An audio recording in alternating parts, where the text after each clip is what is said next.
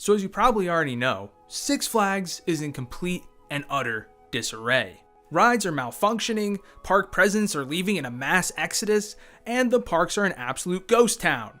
So how did we get here? At the end of 2021, Six Flags assigned a brand new CEO, that being Salim Basool, who at the time was serving on Six Flags board of directors, meaning that his buddies, the ones that he had been serving on the board with, decided to put one of their own in charge. This happens despite the fact that the company had a solid bounce back year in 2021 following the pandemic, and that they already had just recently assigned a brand new CEO at the end of 2019, being Mike Spanos, who only ever got to run the company during the pandemic, meaning he never really got a real good shot to run the company. So why make such a rash and harsh decision to change the CEO position at a time like this? Well, it's probably because Salim had an idea. He had a strategy to potentially take Six Flags to a point where not only they can more directly compete with their competitors, but also surpass them and enter into a completely new league within the theme park industry.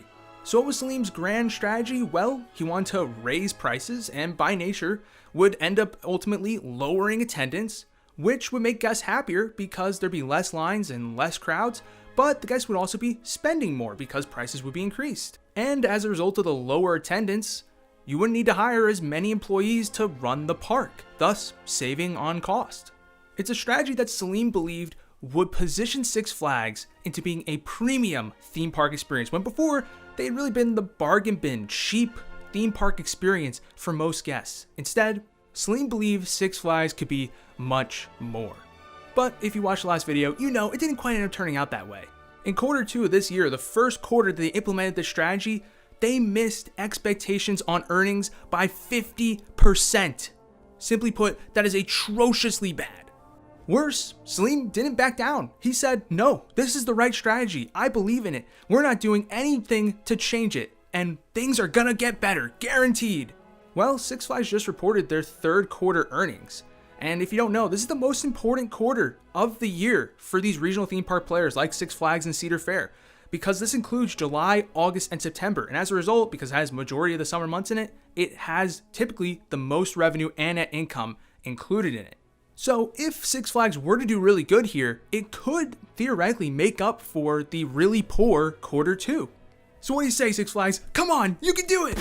What you say? Oh, somehow they are worse! How could they be worse? If you remember, in the second quarter, revenue was only down by 5%, and this quarter was down by 21%. How? On top of this, attendance was down by a whole third. They lost 4 million visitors year over year. And that's versus 2021. Forget about comparing that to 2019. 2019, they had 14 million third quarter visitors. Oh my God, a massive drop off. The two good things about these financials, if you want to call them good, are the fact that net income wasn't down as much as Q2. Woohoo! And also, total spending per guest was up, which is of course a part of Salim's strategy, but so was lowering attendance, which as you can see was lowered way too much to the point where they're no longer making as much money as they were even just last year. But you would think, okay, well, people expected this, right? I mean, obviously not going to make any major changes from Q2 to Q3 that would drastically improve things. So of course, the stock market analysts knew this was happening. I mean, they obviously reeled back their expectations after seeing the terrible Q2 earnings report. And yes, they did reel them back, but evidently not enough, as Six Flags still missed on earnings by a sizable margin. So after a terrible quarter and missing estimates, surely the stock price plummeted again just like it did last quarter. Wait, what? Shares of Six Flags riding higher despite missing estimates in the latest quarter as activist investor H Partners increases its stake in the amusement park operator. There you're taking a look at shares. Oh yeah, they are flying higher, Nitro style, by about 18.9%. Oh, okay. Did you catch that? The reason why the stock went up astronomical is not because people are actually optimistic about this company at all in the future. It's because there's one activist group, H Partners, which already had about 15% of all Six Flags shares, decided to increase their holdings up to 20%. You could just look at this and be like, well, maybe they actually do have some confidence in the company going forward, or they could just be dollar cost averaging because obviously the stock is down quite a lot. They might just be like, you know what, let's buy it at this lower price. That way, we can cash out a little bit earlier now and actually make some decent money. Or who knows, this could be the start of a hostile takeover. Who knows? 20% of the company, I mean, yeah, they could make a move. Every single line, though, in their most recent earnings report, down. Total revenue down 21%. Net income down 26%. They were also charging higher prices, too. So, all of this at a time where we had seen Disney's results come out just the other day. What happened there? Yeah, parks, experience, products, good. Up 36%. Up. Now, yes, you're right. Six Flags earnings report was awful. It was terrible. However, you can't really compare them to Disney. Disney's in a league of their own. They're the market leader. They could theoretically be doing fantastic while the whole industry is struggling. So it makes more sense to compare Six Flags to the direct competitor, which in this case is Cedar Fair. Like Six Flags, Cedar Fair operates a number of regional theme parks and tends to focus more on roller coasters and rides as opposed to themed experiences. So let's ask the ultimate question: Cedar Fair or Six Flags? Now, to get a grander kind of scope of this all, let's go ahead and compare the first 9 months of this year instead of just the third quarter. The final 3 months of this year may have some impact on these numbers, but at the end of the day, when you see the gap here, it's not going to make a huge difference. Not to mention that Six Flags canceled Holiday in the Park at 5 of their parks this year, so if anything, quarter 4 probably would have been worse for them, but I digress. Also, keep in mind, Six Flags has 4 more theme parks than Cedar Fair does. That's going to be very important when looking at these numbers. So, revenue for the first 9 months this year. Cedar Fair beats them by almost $400 million. Attendance beats them by $5 million. Spending per cap. This is the one thing that Six Flags has beaten Cedar Fair at. And that is that they are getting their guests to spend more. But when you look at this in comparison to the attendance numbers, you kind of realize, well, wait one second. These numbers are kind of similar to spending per cap. And yet, Six Flags is not pulling anywhere near as many guests as Cedar Fair. Why is that? Well, it's very simple, folks. Cedar Fair has proven to their guests that they are worth that price tag, right? Six Flags has raised their prices to a level similar to Cedar Fair, and in some markets has even raised it higher than Cedar Fair. And guess what? Guests have not shown up. Why? Because Six Flags does not offer the same value as Cedar Fair. Their parks are nicer to be in, they have better atmosphere, they're cleaner, and they're just generally ran better. When a Cedar Fair park gets something new, it's always something major. It's always something that moves the needle, right? Whether it's a major new roller coaster or it's a brand new themed land. They're always getting something major. They don't just add something to add something, right? Six Flags parks, especially in the past, are notorious for just adding flat rides year after year when they don't need them and when they don't do anything to convince anybody to actually show up to the park or to even improve the park experience. Well, let's dig a little deeper here. So obviously, Cedar Fair is providing a better experience. However, that surely must cost them a lot of money to do so. So let's see about the net income side. Does Six Flags stand a chance? Not even close. They beat them by $200 million. Yikes. You break that down on a per park basis, the story gets even worse. Six Flags gets beat by $20 million per park. Their average park is only bringing in $6.4 million this year. That is absolutely atrocious. So what does this tell us? Well, it tells us that Six Flags put the cart before the horse here. They raised their prices up to Cedar Fair's level, and people said, no. We're not willing to pay that price again to your park, but we're willing to pay that price again to Cedar Fair. So what Six Flags really needs to do is they need to make meaningful investments in their parks that actually improve the atmosphere, improve the quality of the food, improve the efficiency of the parks, make them look nicer, make them nicer to be in, while also bringing quality roller coasters and attractions to the parks. That way, you can eventually get your parks to be on the same level as Cedar Fair, and at that point, you raise the price. Instead, Six Flags raised the price, assuming that they were already on the same level as Cedar Fair, when clearly the consumer does not agree with that sentiment. So, after getting slapped in the mouth for back-to-back quarters, including the most important quarter of the year, what does CEO Salim Bassoul have to say? Is he going to be as adamant about his plan going forward as he was in the second quarter, where he was saying there's no shot in a bucket of stack, we're changing? Or has he maybe learned a lesson here? Has he maybe said, you know what, maybe we went a little too hard in the paint, and perhaps we need to reel things back? Let's take a listen to the earnings call with Salim Bassoul and see what he has to say. What lesson have we learned through this transformation? This year, we weren't afraid to be bold with the changes that we made to our business model. Some of these changes were well received and effective, others were not. The transformation of Six Flags will take time, and our results will not be linear. The result in the third quarter reflects this.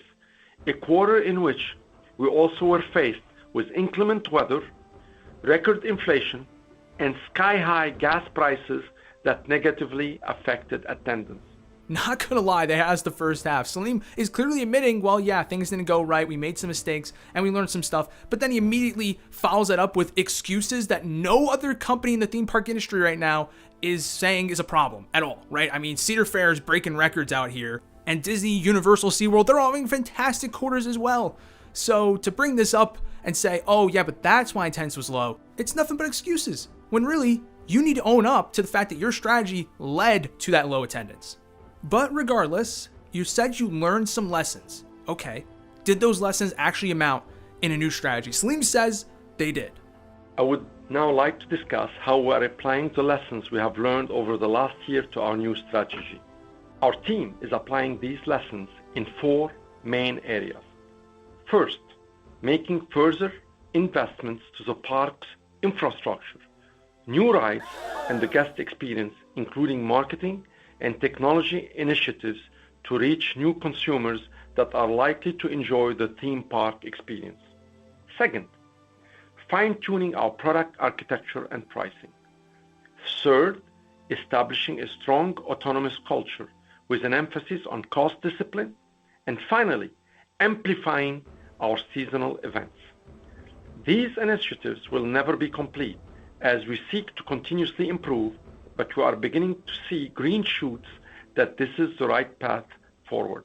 Now, I know that sounded like a grand new strategy from Salim, but basically has the exact same strategy he already had going into this year, with 2 notable changes. One, he said, new rides. Woohoo! Yay! New rides. Of course, you remember last quarter, he said, why would we need to build rides? We already have enough ride capacity. Get out of here. As if that isn't the whole reason why anybody visits Six Flags, is because of the rides. So you need new rides. Of course, evidently, he's been convinced. Now, why is he being convinced? I actually don't know. Because yes, these 2 quarters have been awful, but there have been new rides that have been opened up this year, thanks to the previous administration. So new rides really wasn't the issue for this year. It was more so the issue going forward. So it's a little bit weird that he's like, oh wait, yeah, no, we do need new rides now. When that wasn't the reason why this quarter and this past quarter were so bad. On top of this, he also mentioned that they're going to continue to play around with pricing. And I mean, I hope that means they're going to lower them, because clearly people do not want to visit the parks at this price. Until you actually improve the parks in a significant manner, which is going to take a lot of money to do so, majority of people are not going to be willing to spend Cedar Fair money to get into a Six Flags park. But going back to the new rides thing, that's kind of the one thing in this earnings call that everyone got really excited about. It's the fact that Salim out of nowhere said, you know what, actually we are going to start building new rides. And that's great and all. But as we know, because of how late he's come to this conclusion, 2023 will not have any new rides in it, except for maybe Aquaman, hopefully. And he even mentioned this in the report, saying that, yeah, 2023 is not going to have anything, but in the future, we're going to have some new record-breaking roller coasters, woohoo! With an announcement even this spring about new rides coming in the future. Wow, that's exciting.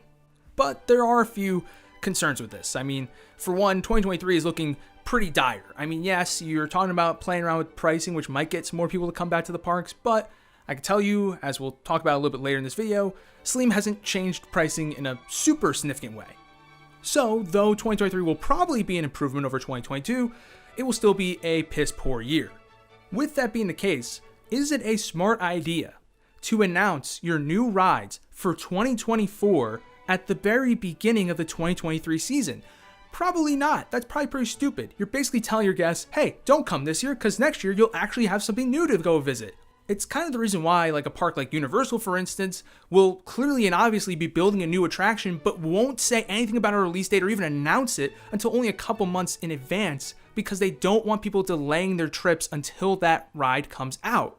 So in doing this, you're kind of screwing over 2023 before it even got started, and it's already in a really bad spot going into that year.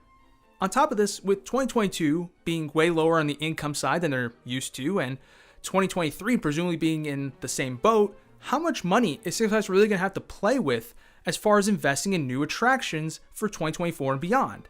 Now, as stated in this call, apparently they have about $130 million budgeted out for capital expenditures, which would include new rides and attractions, and with this being increased in 2023 and 2024.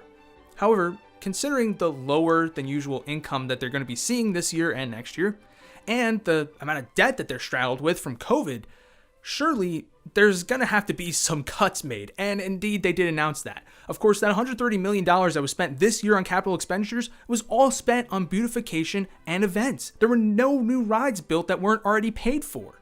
So in 2024 and beyond, forget about new events coming out, forget about the parks being improved in any meaningful way, right? The atmosphere of the parks are going to stay pretty bad. And I mean, listen, you might be saying, well, weren't you complaining about the fact they weren't building any new rides? Isn't this a good thing that they're shifting this whole budget towards rides and attractions? Yes and no. Obviously, it's very important that they get rides because that's what brings people into the parks, right? I mean, that's the main selling point for any theme park is, hey, look at these rides we have. However, if you want to convince anybody to come back or to spread good word of mouth about how great your park was, it comes down to more of the rides. It comes down to the experience. It comes down to the atmosphere. It comes down to how clean your park was, how nice the employees were, how quickly they got through lines. If the experience of going to your park was not simple, fun, and easy, people are not going to come back and they're not going to spread good word of mouth, regardless of how great your rides are. So for me, the two really work in tandem. Rides bring people in and beautification gets them to come back. So ideally, you want to be spending money on both. But the fact that they won't be spending any money on rides in 2023, I guess it's not the end of the world if 2024 they spend solely on rides and then hopefully they go back to doing a mix of the two. Makes sense, right? Well, evidently Salim doesn't agree with me because he actually thinks that beautification can be a selling point.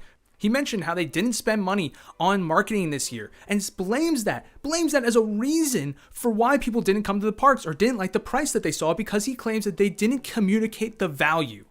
Bro, you don't have the value. You can't go ahead and be posting on social media and run a social media ad that says, hey, look, we got a new flower bed. Come to Six Flags. That is not a selling point. I'm sorry, it's not. So again, stop with the excuses, man. Just take ownership.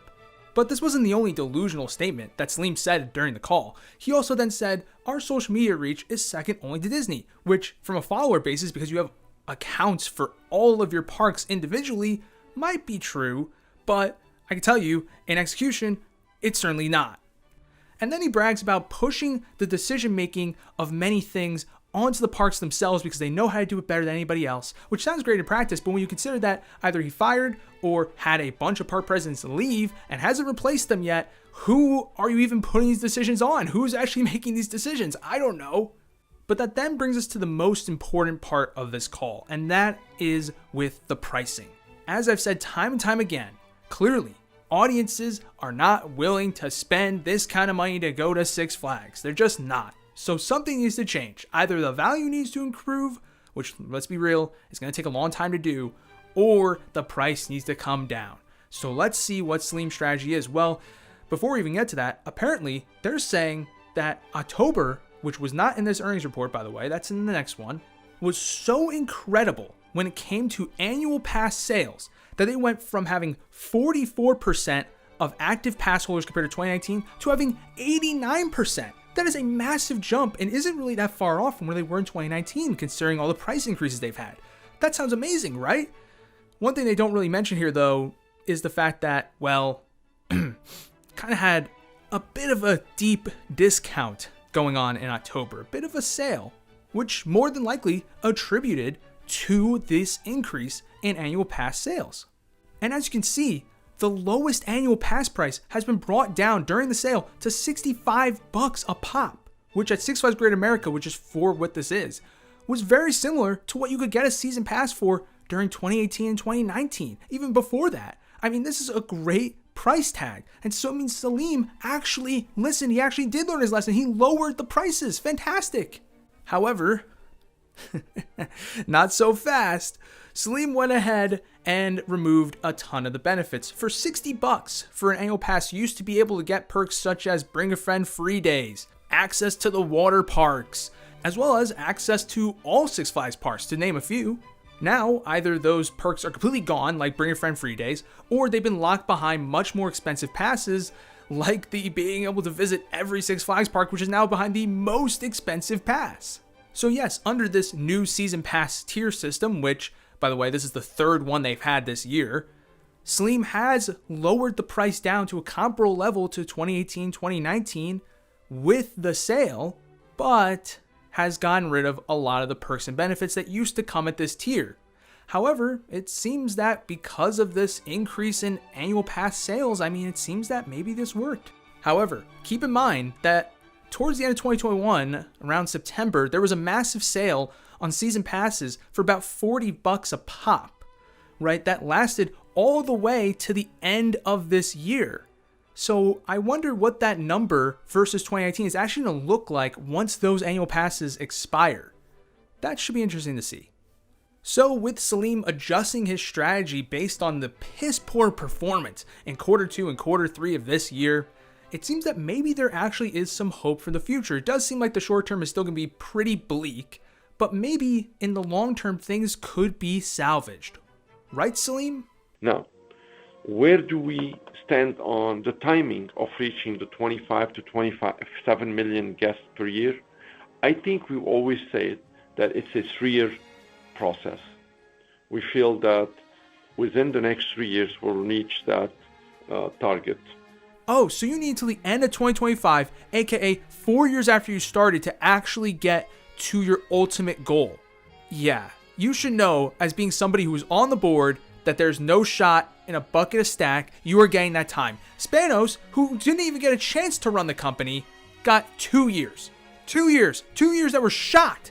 2 years that he tried to make the most out of and actually was able to salvage the last one. Instead, you take a year that every other theme park is excelling at a crazy level, breaking records, taking advantage of the post-COVID interest in the parks. And yet you have the gall to say that sometimes when you implement a new strategy, you have to take a step back before going forward. And though that is true, in this case, it was absolutely not true. This should have been a fantastic year for Six Flags because of the massive demand in theme parks. Instead, you basically just said, no, don't come to Six Flags, go to our competitors because they actually have more reasonable prices for the value they're providing. And instead, you shot yourself in the foot because you were so concerned about the fact that your price was not the same as Cedar Fair and SeaWorld. And now where does that put you? Now you put yourself behind by several years compared to the competitors just because you had to raise the prices before actually improving your parks. Now listen, Salim, since you're actually starting to learn your lesson, I actually would love to see you continue to be the CEO because it seems like you're actually taking the parks in a positive direction. Slowly, but you're getting there. So I don't really want to see Six Flags start over again with a CEO who has no idea what they're doing. But let's be honest, Salim, you delivered one of the most disappointing years Six Flags has had since they went bankrupt. Spanos did not do that, and he was let go in 2 years. I'm just saying. So let me know what you guys think in the comments. Do you think that Salim is taking the company in the right direction? Do you think there's a chance for him to salvage it? Or has he really just screwed the pooch? Is it over for Six Flags? Is it nothing but downhill from here? Is Cedar Fair and SeaWorld just going to gobble up the pieces and do what they want with it? Let me know in the comments. Love to hear what you have to say. And I'll see you all next time. If there is a next time, peace.